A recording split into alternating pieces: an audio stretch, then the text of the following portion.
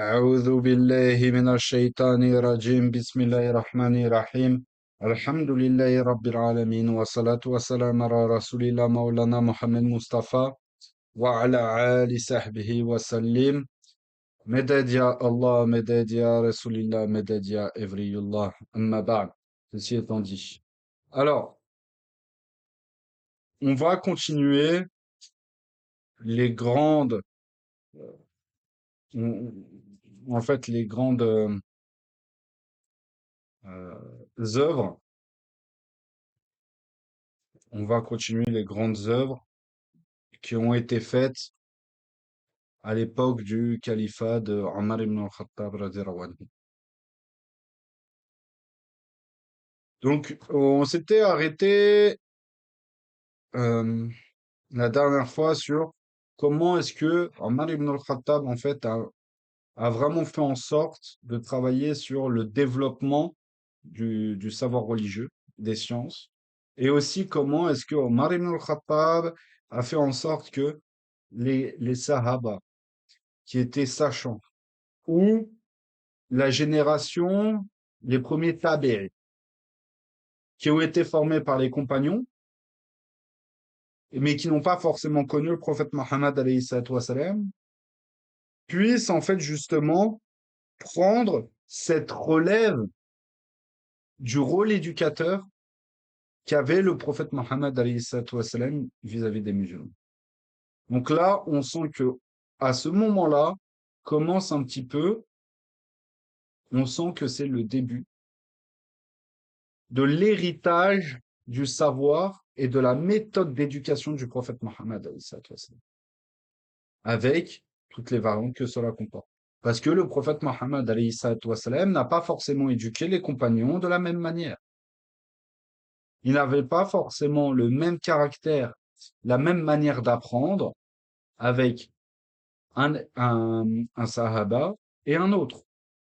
Il était plus intransigeant avec certains compagnons de la première heure qu'avec des compagnons fraîchement convertis. Et c'est, et c'est tout ça qui nous donne aujourd'hui, justement, dans l'islam sunni traditionnel, ce principe d'isnad, de chaîne de transmission, de chaîne méthodologique, de méthodologie. Pourquoi? Parce que chaque compagnon a eu des élèves qui ont eu des élèves.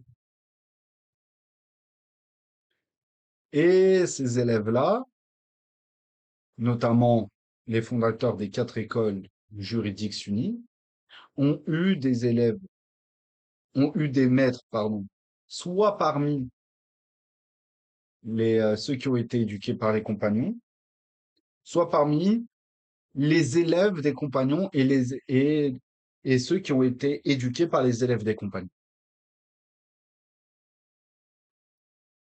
Du coup, tout cet ancrage-là, cet héritage-là s'est perpétué.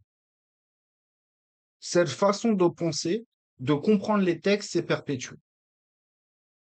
Voilà ce sur quoi on s'est arrêté la semaine dernière.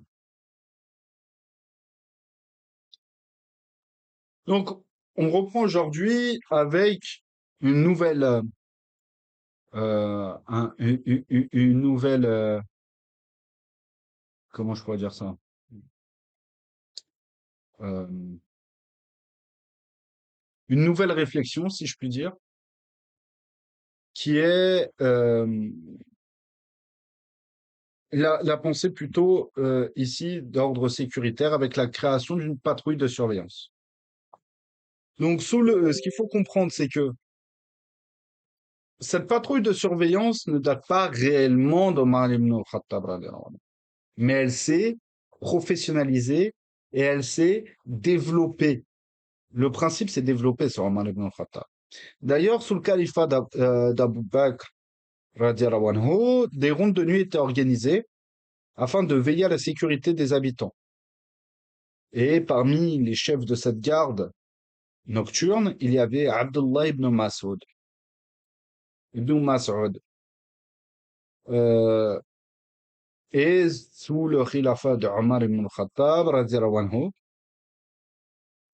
euh, et lui-même assurait ces rondes de sécurité. Et donc, face à l'apparition de criminels qui agissent en plein jour, donc en pleine journée, Omar ibn al-Khattab radiallahu anhu, créa une police chargée d'assurer la sécurité des habitants de la ville, donc de jour comme de nuit. Il faut savoir que on va dire le pic de l'importance de ces rondes de nuit pour la sécurité de la ville de Médine, c'était principalement à l'époque des tensions qui deviendront par la suite Harb Ridda, donc la guerre d'apostasie qu'on avait vue la dernière fois. Euh, Sous le Khilafat, et donc là on est sur un nouvel acte important, une nouvelle action importante. Donc sous le califat de Omar ibn al-Khattab, radiallahu anhu, la mosquée du prophète alayhi salatu wassalam, fut agrandie. Ainsi, et le Masjid al-Haram fut réaménagé et agrandi afin de faciliter la circulation des pèlerins, avec justement l'extension du territoire musulman, les conquêtes qu'on a vues euh, au début du chapitre du Khilafat de Omar ibn al-Khattab, radiallahu anhu. Du coup, la population musulmane augmente. Et l'enceinte du Masjid al-Haram devenait trop petite pour accueillir un aussi grand nombre de fidèles. Sachant qu'en plus de ça, Omar ibn al-Khattab radiallahu anhu insistait grandement justement pour que euh, l'ensemble des musulmans, s'ils le pouvaient, viennent au Hajj. Parce que c'était le moment en tant que Emir al-Mu'minin, donc le chef des croyants, le commandeur des croyants, puisse jauger et euh, comment je pourrais dire ça? Puisse jauger et puisse voir ce qui se passe dans les différentes régions dont il avait la responsabilité. Et notamment, il entendait la population expliquer ce qui se passe avec leur gouverneur, par la suite entendre la justification du gouverneur et ensuite trancher si le gouverneur était juste ou non. Et c'est au moment du Hajj que généralement ces rencontres-là se faisaient. Donc, il fallait bien que pour accueillir l'ensemble de la population musulmane qui ne cessait de croître, c'est en ce sens où il fallait bien que on puisse accueillir les différents pèlerins lors du Hajj. Voilà pourquoi ces travaux de réaménagement urbain ont été obligatoires, notamment l'agrandissement du Masjid Nabawi et du Masjid al-Haram. Parce que l'importance, je parle en termes de nombre, donc l'importance du nombre de fidèles étant en augmentation, il faut bien avoir le confort et l'espace nécessaire pour accueillir les fidèles. D'ailleurs, l'agrandissement de la mosquée du prophète Mohammed alayhi salatu wassalam est dû au fait qu'il y ait eu à un moment un temps de sécheresse et de famine, qui fait que beaucoup de musulmans sont venus, beaucoup de musulmans en fait sont venus se réfugier en fait à Médine. Donc il y avait plus de personnes qui habitaient la ville de Médine et il était dans ce cadre-là important de pouvoir agrandir l'espace de prière afin que tout le monde puisse prier à la mosquée. Donc ça, c'est pour ce qui est de Masjid Nabawi et du Masjid al-Haram. Donc les mosquées furent également construites et aménagées dans les provinces musulmanes, notamment à Koufa, Basra et Fostat, en Égypte. Ces mosquées étaient de véritables lieux de rassemblement pour la prière, l'enseignement et les annonces publiques. Un petit peu sur le modèle de la ville de Médine, de Mesjid Nabawi. Donc, il développe également des voies de communication. Donc, le deuxième calife bien guidé consacra une partie des fonds publics au développement des voies de communication entre les différentes provinces musulmanes et à l'achat de chameaux pour faciliter les déplacements de la population. Il fit construire des caravansérails ainsi que des entrepôts contenant des aliments pour être offerts aux voyageurs. Une partie des fonds publics fut également consacrée à la construction de ponts et de barrages, à l'entretien des routes et à l'irrigation. Donc là, on parle de tout un développement pour la communication et l'économie et accélérer justement et faciliter la communication des biens ou des personnes et également du courrier entre Médine et les différents coins de l'Empire.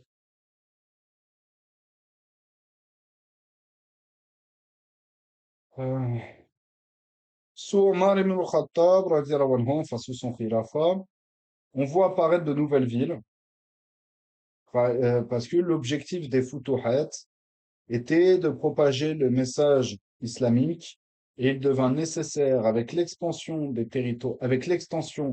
territoires musulmans, de bâtir de nouvelles villes musulmanes sur les côtes et de faciliter la communication et les échanges entre les différentes contrées musulmanes et d'encourager la migration vers les nouvelles provinces.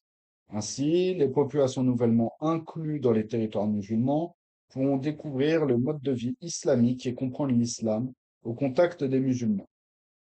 C'est parmi les nouvelles villes au temps de Omar ibn al-Khattab radiallahu anhu, qui ont été créées, donc villes qui sont vraiment nouvelles, qui sont sorties de rien. On peut compter Koufa, Basra, Bassora, donc en Irak, Fostat en Égypte et Sirte, si je me souviens bien, qui est également en Égypte. Sirte, c'est en Égypte, mais on va confirmer.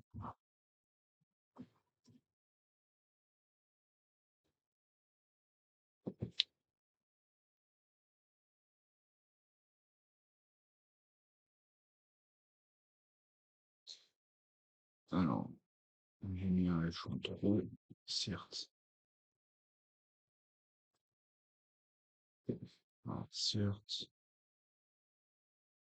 Alors, autant pour moi, ouais, ouais, Sirte, c'est plutôt en Libye. Sirte est plutôt en Libye. Mais après, est-ce qu'à l'époque, on pourrait réellement parler de la Libye à la Warlem? Mais effectivement, Sirte est dans l'actuelle Syrie. Dans l'actuelle Libye, excusez-moi. Donc, pour ce qui est de la gestion des crises, sous le khilafat de Omar ibn al-Khattab, radiallahu anhu, le monde musulman fut frappé par une année de disette, comme on l'a dit plus tôt. Des agents furent chargés d'aller à la recherche des personnes affamées qui s'étaient rassemblées autour de Médine. Et Malik ibn Aos raconte: poussés par la faim, 100 familles de ma tribu s'installèrent près de Médine. Omar ibn al-Khattab radiallahu anhu nourrissait tous ceux qui se présentaient et envoyait de la nourriture à ceux qui n'osaient pas venir à lui. Chaque mois, il nous envoyait de quoi nous nourrir pour les 30 jours suivants. Il prenait en charge nos malades et les frais d'enterrement de nos morts. Par ailleurs, Omar ibn al-Khattab radiallahu anhu décréta cette année-là la suspension de la sanction prévue par la loi en cas de vol en raison du caractère exceptionnel de la situation. Donc, c'est-à-dire que normalement, le had, la peine suite au jugement qui a appliqué au voleur, a exceptionnellement, dans ce cadre de grande disette, de grand manque de nourriture, a été levé. Donc, l'application de la peine suite à un jugement, c'est important de le repréciser. Ce n'est pas n'importe qui va appliquer la peine du voleur. C'est pas comme vous avez vu, on a tous vu Aladdin quand on était petit. C'est pas la princesse Jasmine qui est déguisée en femme du peuple normal, qui prend une pomme pour donner à un petit enfant qui a faim, qui se fait attraper par le commerçant et qui dit, tu sais ce qu'on fait chez nous, tu sais ce qu'on fait aux voleurs et tout, en levant le sabre, en disant, euh, en sous-entendant qu'on coupe la main. Ça marche pas comme ça. L'application du fait de couper la main, c'est suite à un jugement. C'est un jugement. Tout comme lorsque tu voles en France aujourd'hui, tu passes devant un juge, tu passes devant des institutions, et les institutions, suite aux différents éléments qu'ils vont prouver, vont soit te condamner, soit te relaxer. C'est la même chose dans le monde musulman lorsqu'il applique la charia. Mais ce qu'il faut comprendre, Omar ibn al-Khattab, qui est le commandeur des croyants, donc également l'autorité à la fois politique, mais également spirituelle, le représentant également spirituel des musulmans, nous montre quoi et nous enseigne quoi à travers cette décision? Il nous enseigne que la charia est avant tout une loi qui a pour but de préserver les personnes, leurs biens, leur sang. Donc, si on est dans une situation extrême et inhabituelle qui sort du cadre de l'habitude, exemple ici, le cas de la disette, d'une famine, on sort dans le cadre d'une habitude. On sort du cadre de, si je puis dire, euh,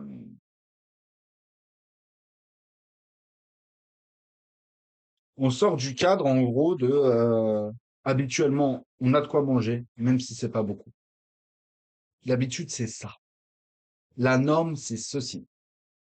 Donc la norme, tu peux manger même un petit peu. Lorsque tu sors de cette norme, de cette habitude, tu rentres dans un cadre de nécessité. Et c'est dans ce cadre-là de nécessité que la sanction de couper la main au voleur est levée.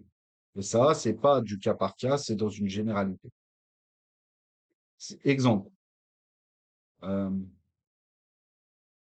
au Soudan, en Palestine, ou avec la famine actuelle, si il y avait des tribunaux islamiques, je dis pas qu'il y en a pas, mais bon, vous avez compris. Donc, si il y avait des tribunaux islamiques, de par le blocus, sans compter la guerre, hein, mais de par le blocus et la famine qui règne en Palestine en ce moment, si demain quelqu'un va dans un magasin pour aller voler, quand bien même il y aura un magasin qui est debout, mais partons de ce principe, il n'y a pas la guerre, il n'y a pas la guerre, il n'y a pas les bombardements, juste le blocus suffit à amener une disette, une famille. Si quelqu'un, par exemple, rentre chez quelqu'un et vole du pain, peu importe, sachant que pareil, couper la main du voleur, c'est à partir d'une certaine somme, etc. Mais je parle de manière vraiment générale. Il rentre chez lui, chez une personne, pour lui voler des biens qui justement rentrent dans rentrent normalement dans le cadre de l'application de la peine légale qui est de couper la main. Si vu que la Palestine est en cas d'une extrême nécessité à ce moment-là, le qadi peut, dans ce cadre-là, ne pas appliquer la peine. Peut ne pas appliquer la peine, même s'il rentre dans toutes les conditions qui, normalement, en cas donc normalement dans une situation habituelle, fait qu'on lui aurait coupé la main. Donc, on rentre dans un cadre de nécessité ici. Et c'est là où on voit justement la sagesse des gouverneurs qui sont à la fois, comme Omar ibn al-Khattab, qui sont à la fois non seulement gouverneurs, mais également qui ont un recul et une construction religieuse saine. Par la suite, lorsqu'on commencera à avoir un territoire qui sera encore plus grand, où la capitale n'aura plus forcément un contrôle possible directement sur des territoires, on verra que par la suite, chaque gouverneur nommera un collège de religieux qui vont l'accompagner dans ses décisions religieuses. Pour l'instant, alhamdoulilah, le territoire était encore suffisamment petit pour que Omar ibn al-Khattab puisse quasiment prendre les décisions avec, bien sûr, un siège, un colloque d'autres compagnons sachants, ou d'autres compagnons qui sont également des personnes qui maîtrisaient le Coran, qui maîtrisaient la sunna, qui maîtrisaient la, la, la méthodologie du fiqh, qui s'assied ensemble pour discuter de ces grandes affaires. Donc déjà, ce principe-là était déjà appliqué sur Omar ibn al-Khattab. Il ne prenait pas ses décisions tout seul, sauf dans de rares cas. Mais ici, mais ici, personne ne s'est opposé à sa prise de décision. Pourquoi? Parce que tout le monde a compris le cadre nécessaire de lever provisoirement cette, de lever provisoirement cette application juridique, donc cette condamnation juridique pour,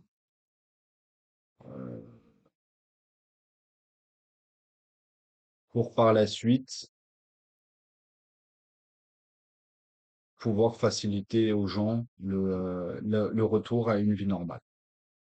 Enfin bref. Donc le système judiciaire, justement, parlons-en. Sous Omar ibn al-Khattab. Donc l'expansion des territoires musulmans et l'augmentation du nombre d'habitants nécessitaient une réorganisation du système judiciaire afin qu'il puisse régler efficacement les litiges. Donc le calife décida donc de séparer le pouvoir législatif du pouvoir exécutif à l'échelle des gouverneurs afin que ces derniers puissent se consacrer entièrement à la gestion administrative et financière des provinces. Par ailleurs, Omar ibn al-Khattab radiallahu anhu, nomma des juges indépendants placés sous son autorité directe dans toutes les provinces musulmanes. Voici la lettre qu'il adressait à Abu Musa al-Ashari et dans laquelle il exposait son idée de la justice et de la judicature, donc la gestion judiciaire. Donc assalamu alaikum, rendre justice est une obligation indiscutable et une tradition qu'il convient de suivre. Sois attentif aux cas qui te sont soumis, car il est utile de proclamer la vérité sans l'appliquer. Montre-toi juste envers tous, afin que le noble ne puisse espérer ta partialité, ni le faible désespérer de ta justice. C'est au plaignant de fournir la preuve, le défenseur doit pour sa part prêter serment. Le compromis entre musulmans est permis, sauf lorsqu'il transforme ce qui est illicite en licite et inversement. Si tu prends un jugement, puis reviens sur ta décision après réflexion, ta première sentence ne doit pas t'empêcher de te rétracter. Il est préférable de revenir à la vérité que persévérer dans l'erreur. Étudie longuement les questions qui te troublent, auxquelles ni le Coran ni la Sunna n'apportent de réponse. Réfère-toi aux cas similaires, raisonne par analogie et choisis la solution qui serait la plus susceptible de plaire à Allah et la plus proche de la vérité. Accorde au plaignant un délai pour fournir la preuve dont il a besoin. S'il l'apporte, rends-lui son droit. Sinon, rends la justice selon les lois islamiques. Tout musulman peut témoigner, à l'exception de celui qui a été condamné à une peine de flagellation, celui dont un précédent témoignage s'était révélé faux, et celui qui est susceptible d'être partial en raison d'un lien de parenté. Allah seul connaît les secrets enfuis dans les cœurs et vous livre des preuves pour pour vous épauler dans votre tâche.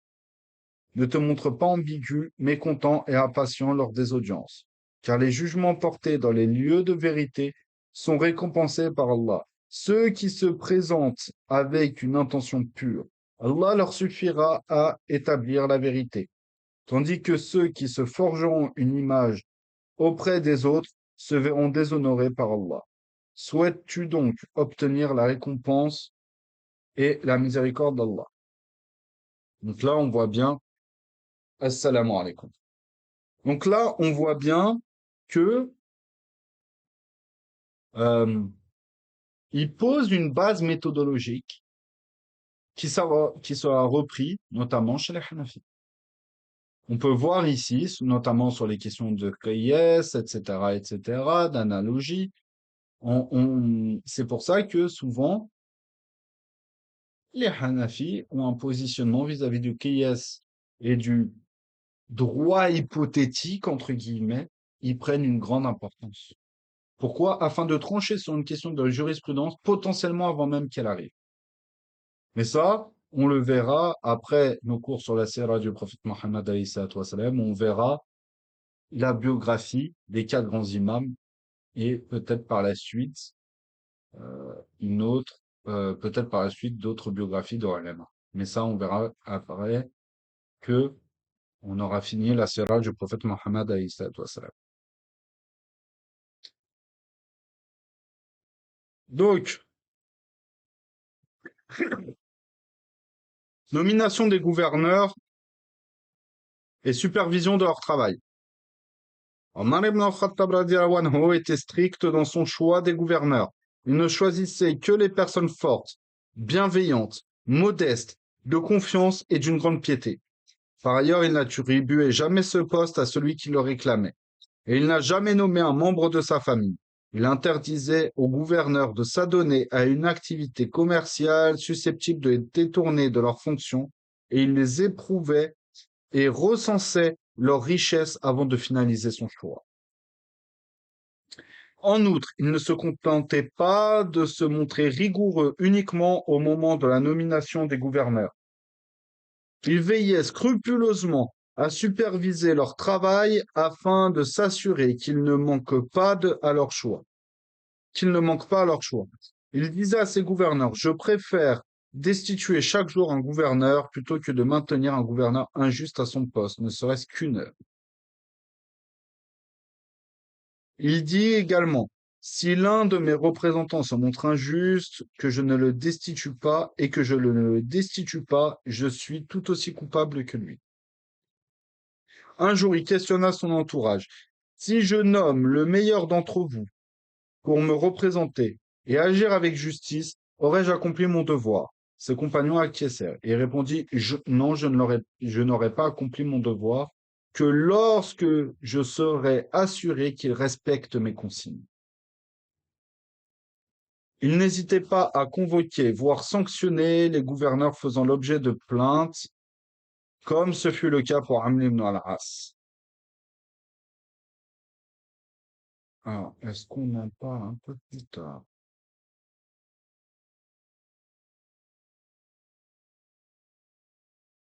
D'accord, on va en parler juste après.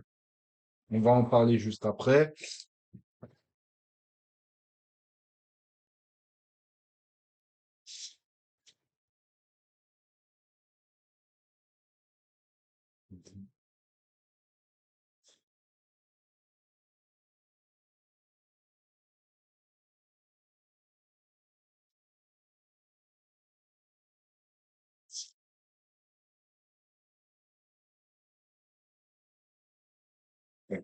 Excusez-moi. Donc la justice et l'équité. Et on va finir sur ça. On va finir sur ça. Donc la justice et l'équité. Le rôle d'un musulman est de veiller au respect des principes islamiques, et notamment de la justice et de l'équité. Ces 2 éléments constituent les 2 principes essentiels défendus dans le premier discours de Omar ibn al-Khattab radiyallahu anhu. En effet, Islam et injustice ne peuvent coexister au sein d'une même société. Établir la justice entre les hommes en tant qu'individus, groupe ou État n'est pas un acte volontaire laissé à l'humeur et aux caprices du gouverneur ou du prince. Non, pratiquer l'équité est en islam l'un des devoirs les plus sacrés. Qui plus est, la communauté est unanime quant à l'obligation d'observer la justice. À ce propos, Ar-Razi rappelle dans son exégèse, les érudits accordent à affirmer que le détenteur de l'autorité est tenu de gouverner avec équité. Donc le tafsir Ar-Razi. De nombreuses anecdotes témoignent de la rigueur et de l'impartialité dont faisait preuve Omar ibn al-Khattab radhiyallahu anhu pour rendre justice. Dans l'une de ses affaires, qui furent soumises, il donna raison à un juif victime d'une injustice commise par un musulman. D'après Saïd ibn al-Musayyib, un musulman et un juif portèrent leur dispute devant Omar ibn al-Khattab radhiyallahu anhu, et qui trancha en faveur du juif. Par Allah, s'exclama ce dernier, tu as jugé de manière équitable.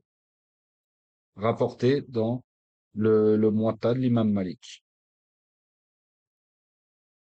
Par ailleurs, Omar ibn al-Khattab avait pour habitude de réunir régulièrement ses représentants et d'interroger les différentes populations sur leur gouverneur. Un jour, un homme vint à sa rencontre et lui dit, le fils de Amr ibn al-As, qui était alors gouverneur d'Égypte, me frappa pour l'avoir battu à la course. Omar ibn al-Khattab fit parvenir une lettre au gouverneur sur le champ, le sommant de se présenter à Médine en compagnie de son fils. Et il faut savoir que l'homme était un chrétien copte. Il ne le précise pas, mais l'homme était un chrétien copte. Qui, après avoir subi ça, fit chemin jusqu'à Médine pour se plaindre d'Omar ibn al-Khattab. Pardon, pour se plaindre à Omar ibn al-Khattab plutôt du fils de Amr ibn al-As. Donc imaginez-vous. Donc Omar ibn al-Khattab radhiyallahu anhu, envoyait une lettre à Amr ibn al-As, le sommant de se présenter à Médine en compagnie de son fils. Donc Amr ibn al-As et son fils répondirent à l'appel du calife et celui-ci se tourna vers la victime en disant « Prends ce fouet et frappe celui qui t'a frappé. » L'Égyptien obtempéra. Lorsqu'il eut terminé, Omar lui demanda de frapper également Amr ibn al-As. Mais le copte refusa, estimant avoir obtenu justice. Omar se retourna alors vers le gouverneur et prononça cette célèbre parole. Depuis quand attribuez-vous le droit de réduire les hommes à l'esclavage alors que leur mère les a engendrés libres? Et Amr ibn al-As invoqua l'ignorance. Le sens de la justice qui était si prononcé chez Omar ibn al-Khattab, qui se montrait parfaitement impartial. En effet, son fils Abderrahman ibn Omar ibn al-Khattab, radiallahu anhu, qui se trouvait en Égypte, se rendit coupable de consommation de vin. Et Amr ibn al-As fit donc exécuter la sanction prévue à cet effet.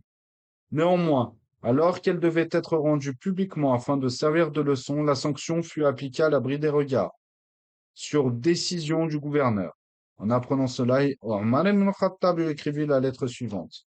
De la part du serviteur d'Allah, Omar, Emir al-Mu'minin, à Amr ibn al-As, l'insubordonné, celui qui se rebelle à l'ordre. Ton audace et ton manquement à ton serment me surprennent. Je t'ai choisi pour me représenter. Nonobstant l'avis défavorable des compagnons de Badr, qui sont meilleurs que toi, car tu es un homme sensé et que tu as juré d'obéir à mes instructions. Je constate néanmoins que tu n'as pas échappé à l'emprise néfaste du pouvoir. Par conséquent, j'envisage la possibilité de te destituer honteusement de tes fonctions. Tu as osé sanctionner Abderrahman dans l'intimité de ta demeure, tout en sachant pertinemment que, ce faisant, tu désobéissais à mes ordres. Abderrahman est l'un de tes administrés, et tu te dois de le traiter comme toutes les autres personnes placées sous ta responsabilité. Tu as pris cette décision en raison du fait qu'il est le fils de Emir al-Mu'minin, alors que tu n'avais aucune décision prise, alors que tu savais qu'aucune décision prise en application de la charia n'aurait pu me heurter. Si tu reçois cette lettre, envoie mon fils à Médine, affublé d'une mante et juché sur un bât, afin qu'il comprenne la gravité de son acte. À son arrivée à Médine, Abderrahman fut châtié publiquement. Et ça me fait... Le comportement de Omar ibn al-Khattab, radiallahu anhu, me rappelle le comportement du prophète Mohammed, alayhi salatu wassalam, lorsqu'il dit que la loi, c'est la loi. D'accord? La loi, c'est la loi. Et la loi doit être appliquée.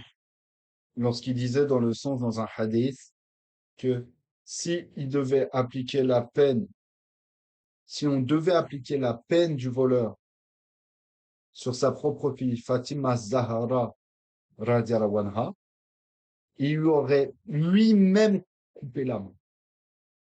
Pourquoi? Parce que la justice divine et l'application de la justice divine, on parle ici dans un territoire musulman, on parle ici dans un territoire musulman, notamment le khilafat de Omar ibn al-Khattab. On ne parle pas de en tout temps, en tout lieu, n'importe comment aussi. Donc, la justice divine, la charia doit être appliquée avec fermeté, avec fermeté. C'est-à-dire que si le fils d'un gouverneur doit désobéir aux principes fondamentaux de la loi islamique, le juge doit appliquer la peine exactement de la même manière qu'il devrait l'appliquer sur quelqu'un de lambda.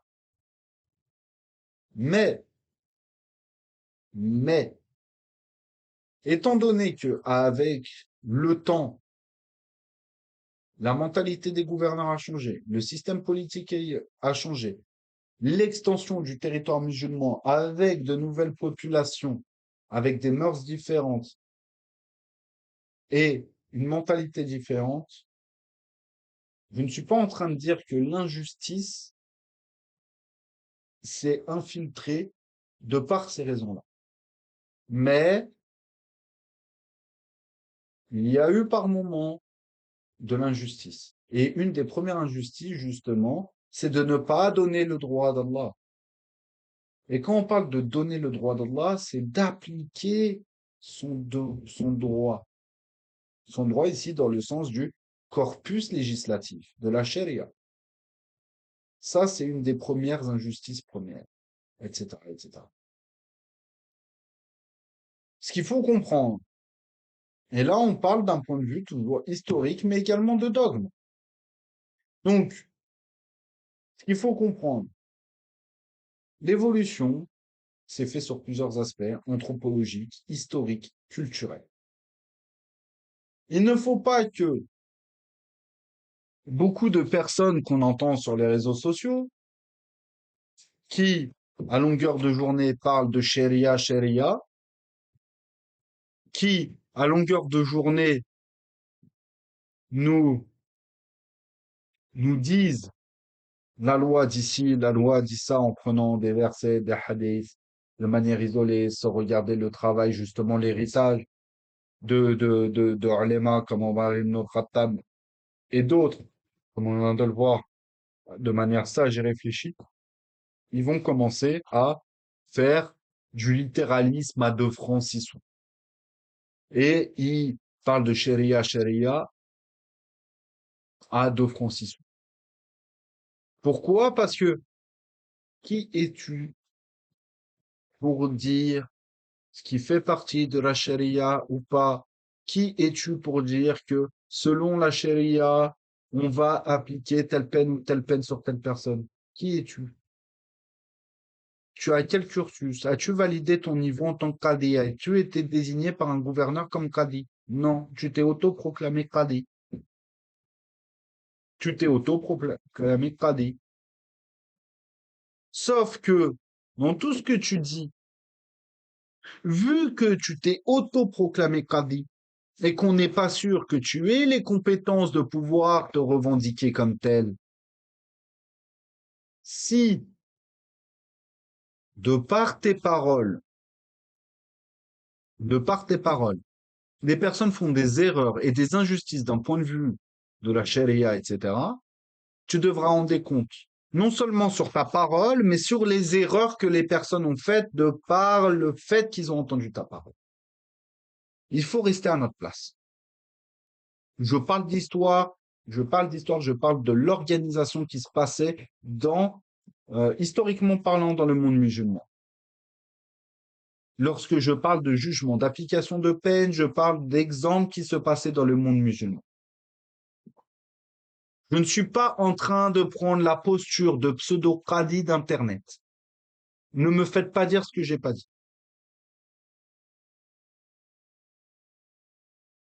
La jurisprudence, c'est la jurisprudence. L'histoire, c'est l'histoire. Le dogme, c'est le dogme. Le hadith, c'est le hadith. Le tafsir, c'est le tafsir. Chacun parle en fonction de ses compétences. Je n'ai pas de ijaza, je n'ai pas d'autorisation d'enseigner ni dans le fiqh, ni dans la aqidah, ni dans le tafsir ou le hadith. Et vu que je n'ai pas de hijaza dans ces domaines-là, je ne suis pas validé par mes enseignants pour enseigner ce niveau-là, je ne me permets pas d'enseigner et de me prononcer sur telle chose. Je peux en parler dans des discussions, dans un cadre spécial. Mais jamais vous ne me verrez donner des cours, allez, par exemple euh, allez, je vais prendre un livre au pif, par exemple sur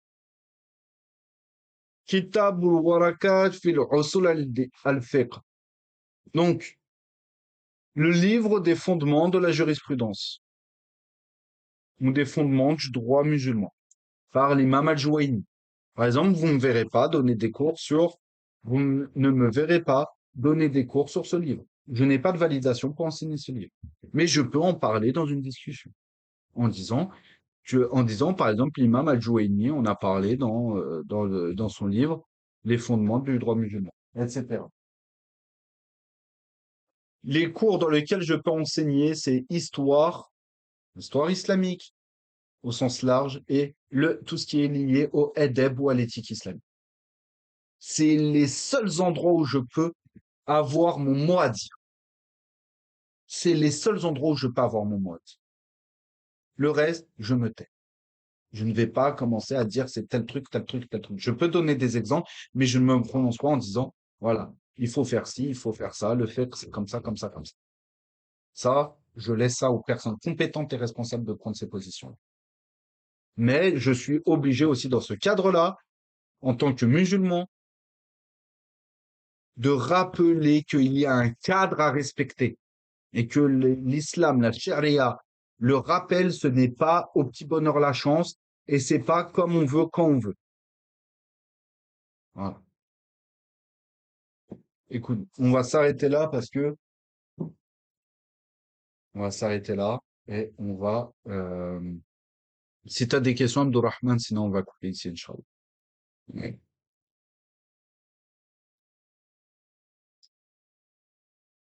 Ok, il n'y a pas de souci. Bon, ben, on va s'arrêter là, Inch'Allah. سبحانك اللهم وبحمدك أشهد أن لا إله إلا أنت أستغفر الله وأتوب إليك بسم الله الرحمن الرحيم والعصر إن الإنسان لفي خسر إلا الذين آمنوا وعملوا الصالحات وتواصوا بالحق وتواصوا بالصبر اللهم صل على سيدنا محمد عدد ما في علم الله صلاة دائمة بدوام ملك الله سبحان ربك بالعزة عما يصفون والسلام على المرسلين والحمد لله رب العالمين الفاتحة